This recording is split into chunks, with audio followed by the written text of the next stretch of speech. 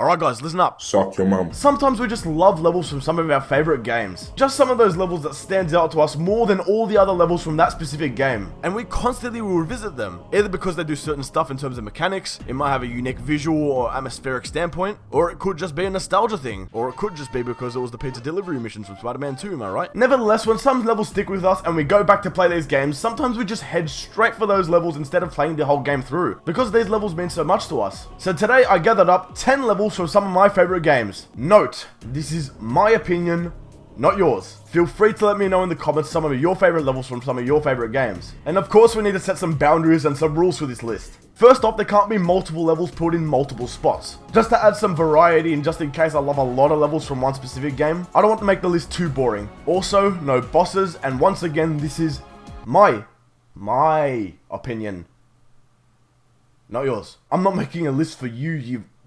mudblood. And be wary that this video will include some spoilers. So sit back, relax, and listen to the story of what levels young little Danka likes in some of his favorite video game machines. Oh,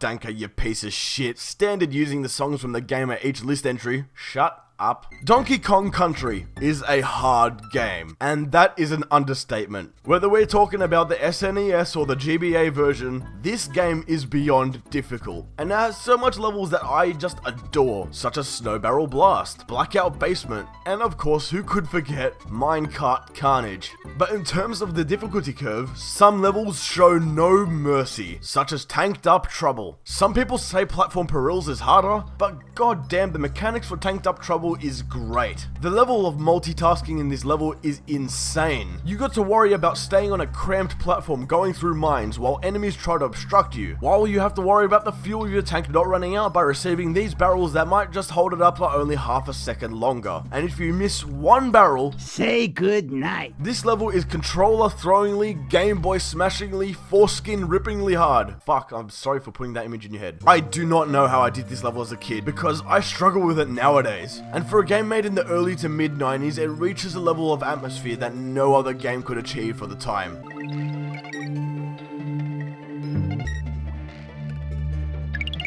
Donkey Kong Country is an excellent example of producing such catchy songs in the soundtrack as well as an immersive atmosphere, and this level along with Blackout Basement, Snowball Blast and Minecart Carnage is a perfect example of that. Hey, I used to be scared of these levels when I was younger, which I guess must have stuck with me because Tanked Up Trouble is a level which I revisit more frequently than I should, and if this level was edible, I would eat it.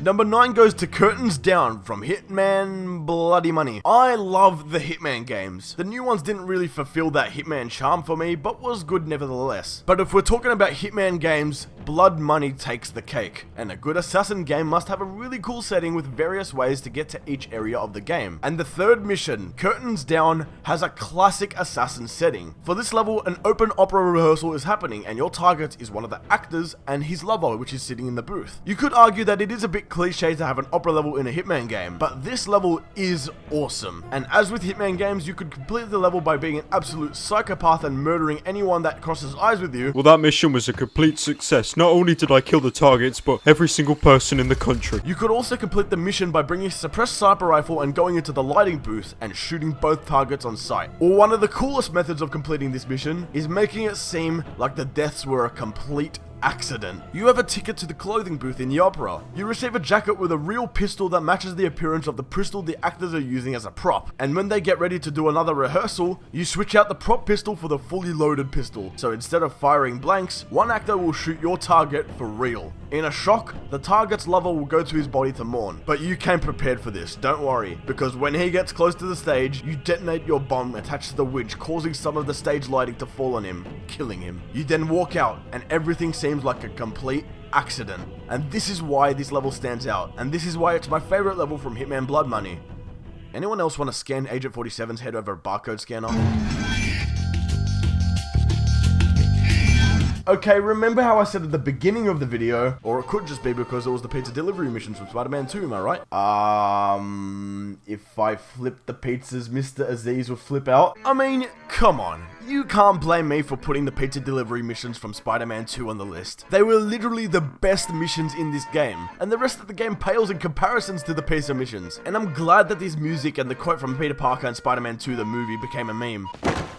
Pizza time. If you have never played the Spider-Man 2 game on PS2, you don't know how good these missions are. These are basically the taxi fares you can do in GTA, but you're fucking Spider-Man. Who orders pizza when they're washing windows of a 70-story skyscraper? Who cares, because these levels are great. And I don't have a lot to say. These missions are great, honestly. And remember kids, an empty delivery bag means it's time to head back.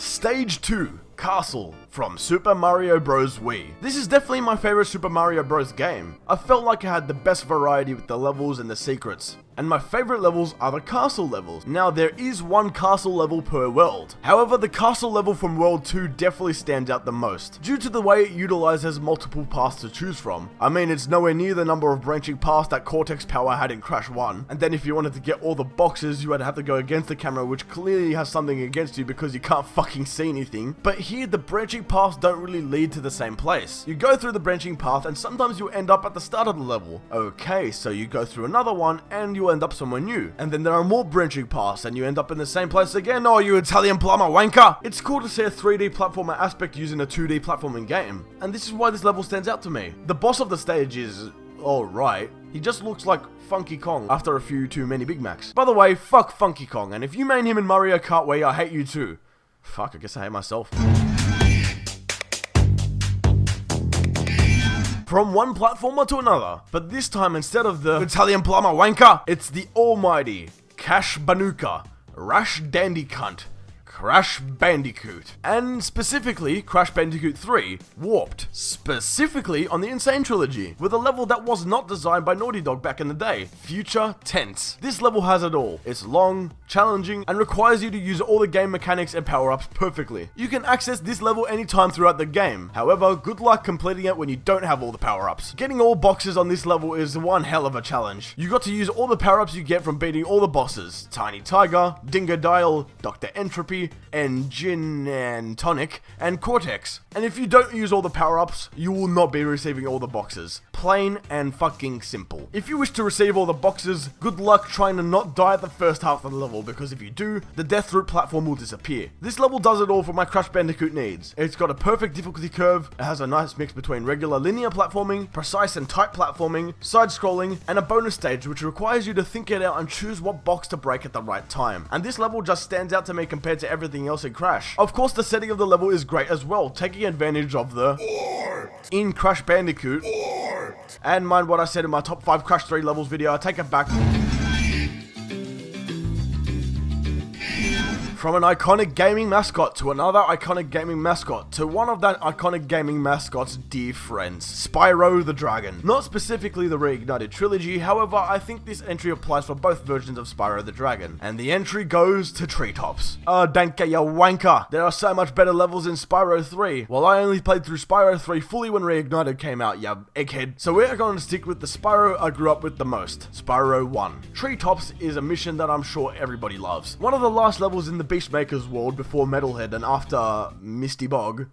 I don't think I've ever taken a bog and it's gotten misty down there, but hey, who knows what Spyro shits out. The level design, the setting, the music, everything makes Treetops my favorite level in Spyro 1. With all Spyro levels, it isn't hard to get from the start of the level to the end of the level, but it can be really challenging to rescue all the dragons and secure all the gems. And in order to do that, you have to take advantage of using all the speed boosts throughout the map. It's tough, but I want you to tell me something. You can't make this jump by going down this single boost ramp, so in order to get the egg thief holding the gem, how is a child in the late 90s supposed to figure out how to do this?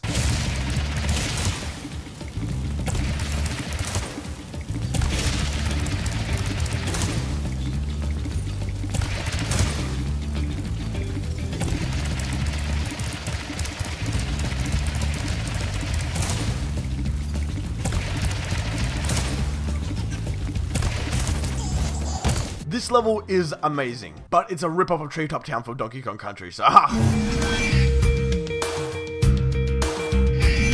To say that Halo 2 had influence on the shooter genre would be an understatement. This game paved the way for shooters, especially from a matchmaking and online standpoint. But this game also has one of the coolest campaigns in any shooter, and there is a lot of levels that deserve a spot on this list, but 2 I think deserve it more than all the others. Gravemind and High Charity. I know it's 2 levels, however they are similar and happen right after each other in the story. After the entity known as Gravemind has a hold of both Chief and Arbiter, he sends them to certain areas where they can both stop Truth, the Prophet by the way, not the word. Master Chief gets transported to the Covenant's holy city of High Charity, while the Arbiter gets transported to the nearby Halo Ring, Installation 05. Gravemind sticks out so much from the rest of the game to me for a multitude of reasons. The setting of the holy city of High Charity is great, and that view is just amazing. But one reason this mission stands out is because this is the first mission where you're introduced to the brutes. They come in pairs, and if you kill one, the other gets a bit angry. Something that makes this level amazing to me is when the enemies turn against each other. So you are literally traveling through a gauntlet of brutes and elites fighting each other, trying to get to the prophets. I love this concept, and once you reach the mausoleum and starts playing that song Blow Me Away by Breaking Benjamin,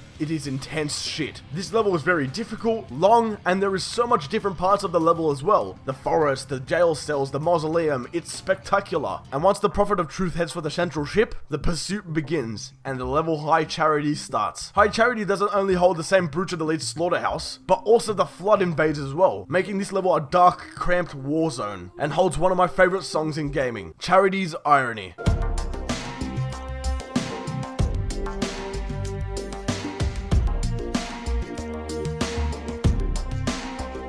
And this level transitioned from a fast-paced rush to get to the ship that the Prophet of Truth is escaping to an extremely dark, flood-ridden city. Both of these levels have an amazing atmosphere with great music and visuals, while they have an extreme difficulty curve. Speaking of difficulty, culty, the Historical Society from Silent Hill 2. Yes, I know Silent Hill technically doesn't have levels, and is just a full stretch of a game. However, between the buildings and areas you explore compared to the street scavenging, I'll classify the certain areas as levels. And why the Historical Society from Silent Hill 2 and not something like the hospital, the school from Silent Hill 1, or even the water prison from Silent Hill 4? Because it's here where Silent Hill 2 turns up to 11, and transitions from creepy and unnerving to flat out terrifying. And honestly, I really wanted to put the Spencer Mansion from Resident Evil. However, it is a huge chunk of the game. Honestly, it's a whole third to a half of the game that you're in that mansion in Resident Evil. And it's only one section of the game in Silent Hill 2 that you're in the Historical Society. And the Historical Society technically also explains why this town holds a significant history in the first place. If you want to know more about this area, there's a whole in-depth video on this area and the symbolism it contains to the story. I definitely recommend you check that out, but I'll cover it briefly here. You start off, of course, in a Historical Society, but all the paintings have seemed to be taken down, except one. This iconic photo of what James Sunderland, the protagonist, refers to as the Red Pyramid thing, but we all call it Pyramid Head. You find a hole in the wall showing you a long and foreboding ramp. As you go down, you hear screams. These don't sound like human screams, but as you keep descending, they get louder and scream over each other.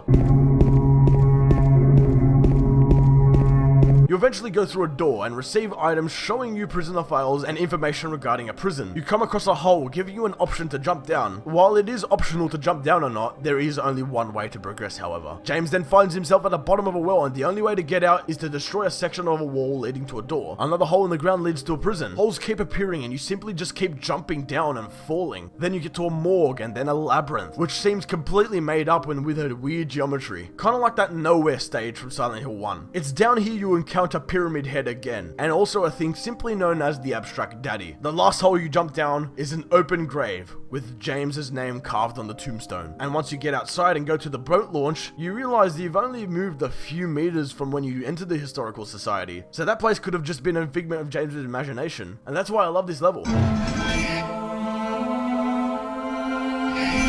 Yeah, I know I put a Halo 2 level in this list, but this is Halo 3. This mission is an emotional roller coaster. Halo 3's campaign was great. The best level is definitely either the Ark or the Covenant, but the final mission, Halo sums up the slogan of this game, one final effort or finish the fight. One of the first missions in Halo 1 where humanity finds and lands on the Halo ring was called Halo, and the final level in Halo 3 where humanity leaves the rings for good is also called Halo. And the first half of the mission where you're climbing the control room tower with the Arbiter is okay, but the second half is where everything changes. 343 Guilty Spark betrays you and doesn't let you activate Halo. In a rage, a beloved character, Sergeant Johnson, gets killed, and on his dying breath, he says, "Send me out with a bang."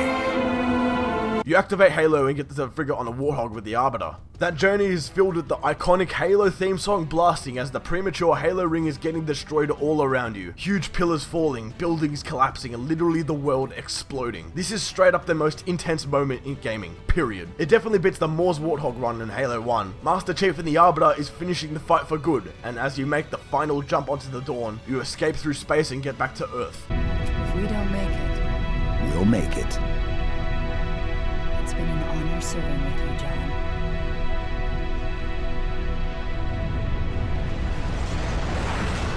An Arbiter made it back to Earth, but Master Chief unfortunately did not. And I can't really describe what I felt when I was a kid and I saw that 117 was written on the memorial area, thinking that my gaming hero had died.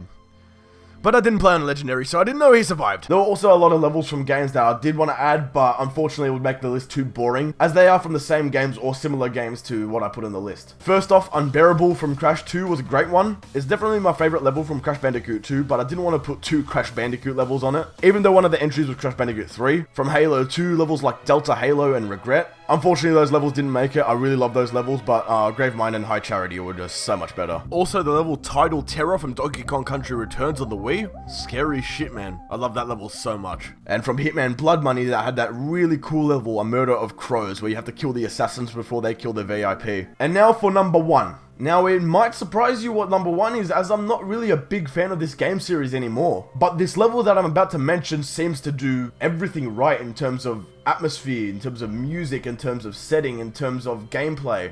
Could it possibly be a perfect level? All gillied up, and one shot, one kill from Call of Duty 4 Modern Warfare. This level is beyond spectacular. The gameplay is never before seen. A captain and a lieutenant in ghillie suits sneaking around the nuclear exclusion zone in Pripyat, Ukraine to assassinate a man known as Imran Zakhaev. The ghillie suit concept simply made this level. You didn't see ghillie suits and hiding in grass to sneak past enemies in games before this. And honestly, to this day you barely see it as well. And this level also gives you the choices to either take out guards or sneak right past them. This rarely happens in Call of Duty, but in terms of sneaking past guards, we all know that part. Yeah, that part. Get down now.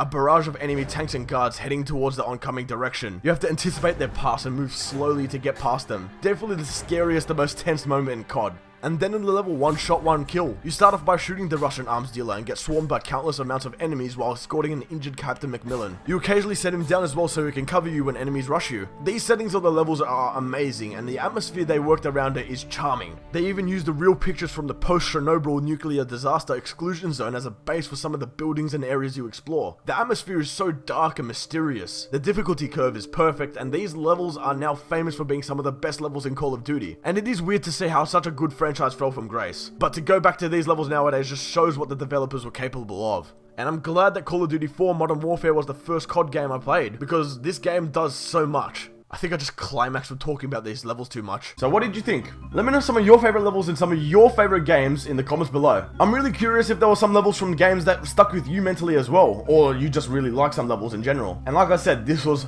my list. Ye bastards. So sorry if you guys wanted me to mention a specific level, but that's what the comments are for. Guys, smash the living piss out of that like button. Check out my Instagram and my Twitter, even though I don't use Twitter that much. And of course, subscribe with those notifications turned on to see my future content. And don't forget to keep it rigid.